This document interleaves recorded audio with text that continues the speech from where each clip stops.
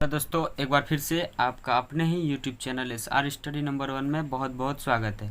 आज का वीडियो हमारा क्लास 10th के बायोलॉजी का फर्स्ट चैप्टर जिसका नाम है लाइफ प्रोसेस। इस वीडियो के अंदर हम लाइफ प्रोसेस से संबंधित सारी बातों को समझेंगे वन बाय वन करके। ऐसा टॉपिक नहीं होगा जो कि आपसे छूट पाएगा। अगर आप वीडियो को शुरू से अंत तक देखिएगा तो आपका लाइफ प्रोसेस चैप्टर बिल्कुल क्लियर हो जाएगा, आपको आसानी से समझ में आ जाएगा। तो चलिए वीडियो को शुरू करते हैं और आसानी से समझते हैं। लाइफ प्रोसेस यानी कि जैव प्रक्रम। सबसे पहले हम समझेंगे जैव प्रक्रम क्या होता है। वे सारी क्रियाएं जो सम्मिलित रूप से जीवों के अनुरक्षण यानी कि मॉन्टेनियस का कार्य करता है उसे क्या कहते हैं हम लोग? जैव प्रक्रम कहते हैं। क्या कहते हैं? जैव प्रक्रम कहते हैं। जैसे कि पोषण, श्वसन, श्वसन को बोलते हैं रेस्पिरेशन, परिवहन ट्रांसपोर्टेशन, उत्सर्जन यानी एक्सट्रेशन, ETC बहुत सारे हो सकते हैं इसके अंदर। तो ये रहा जैव प्रक्रम का एग्जाम्पल। आपको यहाँ तक समझ में आ गया तो आगे बात करते हैं अब पोषण के बारे में। न्यूट्रिशन, पोषण को बोलते हैं न्यूट्रिशन, वह विधि जिसमें जीवों द्वारा भोजन का ग्रहण तथा उनका उपयोग किया जाता है उसे पोषण कहते हैं। क्या कहते हैं? पोषण कहते हैं। आगे बात करते हैं अब श्वसन। श्वसन को बोलते हैं रेस्पिरेशन इंग्लिश में। शरीर के बाहर से ऑक्सीजन को ग्रहण करना तथा कोशिकीय जरूरत के अनुसार भोजन के विघटन यानी कि तोड़ना में उसका उपयोग श्वसन कहलाता है। क्या कहलाता है? श्वसन कहलाता है। तो लाइफ प्रोसेस को समझने के लिए ये वीडियो आपके लिए बहुत ही फ़ायदेमंद होगा। तो आप वीडियो को शुरू से अंत तक देखें और अपने पास एक कॉपी लेकर बैठें। आप अपने कॉपी पे इसका 2 कॉपी उतार लें ताकि आपको लाइफ प्रोसेस समझने में किसी भी प्रकार की छोटी से छोटी दिक्कत ना देखने को मिले और आसानी से आपका सारे डाउट क्लियर हो जाए। तो चलिए अब आगे बात कर लेते हैं परिवहन में यानी कि ट्रांसपोर्टेशन। जीवों में उपयोगी तथा अउपयोगी पदार्थों का एक स्थान से दूसरे स्थान तक ले जाने की विधि को परिवहन कहते हैं। क्या कहते हैं? परिवहन कहते हैं। अब बात करते हैं उत्सर्जन के बारे में। वह जैव प्रक्रम जिनमें उपापचय मेटाबॉलिज्म क्रियाओं में उत्पन्न नाइट्रोजन युक्त अपशिष्ट पदार्थ का बाहर निकलना ही उत्सर्जन कहलाता है। तो दोस्तों ये छोटी छोटी बातें आपको समझना ज़रूरी था जो कि हम आपको समझा दिए। आप सिर्फ कॉपी पे लिख लीजिए, आपको आसानी से समझ में आ जाएगा। तो चलिए फिर अब आगे बढ़ने की कोशिश करते हैं। अगला टॉपिक है उपापचय मेटाबॉलिज्म। जीवों के शरीर के कोशिकाओं के अंदर होने वाली रासायनिक अभिक्रिया के समुच्चय यानी कि सेट को क्या कहते हैं? उपापचय कहते हैं। क्या कहते हैं हम लोग? उपापचय कहते हैं। नोट में थोड़ा सा समझना आपके लिए ज़रूरी होगा। उपापचय के फलस्वरूप हमारे शरीर के अंदर जैव अणु यानी कि बायोमोलिक्यूल का एक रूप से दूसरे रूप में रूपांतरण होता है। क्या होती है? रूपांतरण होती है। अब बात करते हैं उपापचय 2 प्रकार के होते हैं। उपापचय 2 प्रकार के होते हैं। Number 1 anabolism, number 2 catabolism. अब 1 नंबर में एनाबोलिज्म है, इसको समझते हैं ये क्या होता है। एनाबोलिज्म, केटाबोलिज्म, अपचय क्या? अपचय वैसा मेटाबॉलिज्म जिसमें बड़े अणु छोटे छोटे अणुओं में टूटता है। क्या होता है? टूटता है, उसे केटाबोलिज्म कहते हैं हम लोग। क्या कहते हैं? केटाबोलिज्म कहते हैं। यहाँ तक अगर आपको कोई दिक्कत है तो आप कमेंट करके आराम से बोल सकते हैं कि हमको इस टॉपिक पे दिक्कत है, हम आपके लिए ज़रूर कोई ना कोई सॉल्यूशन निकालेंगे। अब बात करते हैं अगला टॉपिक पे।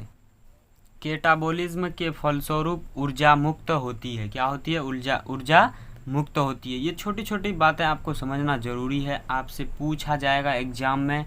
तो आप अगर इस चैप्टर को समझे रहोगे तो आसानी से जवाब दे पाओगे। दूसरा नंबर में एनाबोलिज्म, उपचय वैसा मेटाबॉलिज्म जिसमें छोटे छोटे सरल अणु जुड़कर एक बड़े अणु का निर्माण करता है उसे एनाबोलिज्म कहते हैं। ठीक है। अब बात करते हैं पोषण यानी कि न्यूट्रिशन, वह विधि जिनके द्वारा जीव भोजन का ग्रहण तथा उनका उपयोग करते उसे पोषण कहलाते हैं। क्या कहलाते हैं? पोषण कहलाते हैं। अगला टॉपिक है पोषक तत्व यानी कि न्यूट्रिएंट्स। भोजन में मौजूद वे विभिन्न तत्व जो ऊर्जा प्रदान, वृद्धि तथा टूटी फूटी ऊतकों के निर्माण का कार्य यानी कि मरम्मत का कार्य करते हैं, उसे पोषक तत्व कहते हैं। क्या कहते हैं? उसे पोषक तत्व कहते हैं। जैसे कि carbohydrate, fats, protein, vitamins and minerals. क्या? माइनरल्स। अब चलिए आगे समझते हैं पोषण की विधियाँ। क्या? पोषण की विधियाँ। पोषण की विधि जो होते हैं उसको भी थोड़ा समझ लेते हैं। पोषण की विधियाँ। जीवों में पोषण मुख्यतः 2 विधियाँ द्वारा होता है। क्या होता है? 2 विधियाँ द्वारा होता है। नंबर 1 स्वपोषी पोषण और नंबर 2 विषमपोषी पोषण या परपोषी पोषण। परपोषी पोषण, विषमपोषी पोषण एक ही चीज़ है, नाम अलग अलग है। स्वपोषी पोषण, विषमपोषी पोषण यानी कि ऑटोट्रॉफिक न्यूट्रिशन और हेटेरोट्रॉफिक न्यूट्रिशन। अब चलिए इसको भी आसानी से समझ ही लेते हैं। अगला टॉपिक है स्वपोषी पोषण। पोषण की वैसी विधि जिसमें कोई जीव अपना भोजन स्वयं यानी कि अपने आप संश्लेषित करते हैं, उसे स्वपोषी पोषण कहते हैं तथा ऐसे जीव को स्वपोषी कहते हैं। क्या कहते हैं? स्वपोषी कहते हैं। जैसे कि एग्जाम्पल में है सभी हरे पेड़ पौधे, कुछ बैक्टीरिया, यूग्लिना etc बहुत सारे होते हैं। आप आसानी से उसको सर्च मार के देख सकते हैं या अपनी किताबों में खोज सकते हैं। नोट में एक बात है, ये भी आप समझ लीजिए।